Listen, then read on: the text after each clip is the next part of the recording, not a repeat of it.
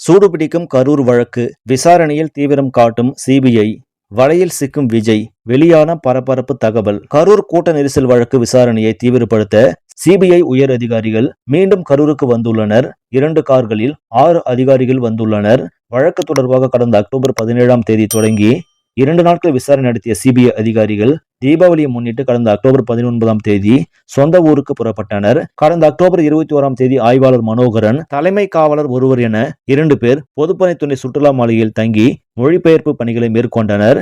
தற்போது 2 வாரங்களில் 6 பேர் கொண்ட சிபிஐ உயர் அதிகாரிகள் குழு மீண்டும் கரூர் வந்துள்ளது. 2ஆம் கட்ட விசாரணையை துவங்கி உள்ளனர். மேலும் விசாரணையும் தீவிரப்படுத்தி உள்ளனர். இந்த நிலையில் கரூர் சிபிஐ அதிகாரிகள் தங்கியுள்ள சுற்றுலா மாளிகைக்கு கரூர் நகர காவல் ஆய்வாளர் மணிவண்ணன் விசாரணைக்கு ஆஜராகி உள்ளார். கரூர் கூட்ட நெரிசல் வழக்கு தொடர்பான ஆவணங்களுடன் ஆய்வாளர் மணிவண்ணன் ஆஜராகியுள்ளார். அவரிடம் சிபிஐ அதிகாரிகள் தொடர் விசாரணை மேற்கொண்டு வருகின்றனர். இதற்கு அடுத்ததாக தவேகாவின் முக்கிய நிர்வாகிகளை சிபிஐ அதிகாரிகள் விசாரிக்க உள்ளனர். அதற்கு அடுத்தாற்போல் விஜயிடமும் நேரடியாக விசாரணை நடத்தப்படும் என்றும் தெரிகிறது. இதனால் தவேகாவினர் அதிர்ச்சியில் உள்ளனர்.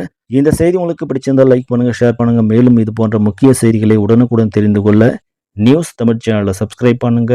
நன்றி.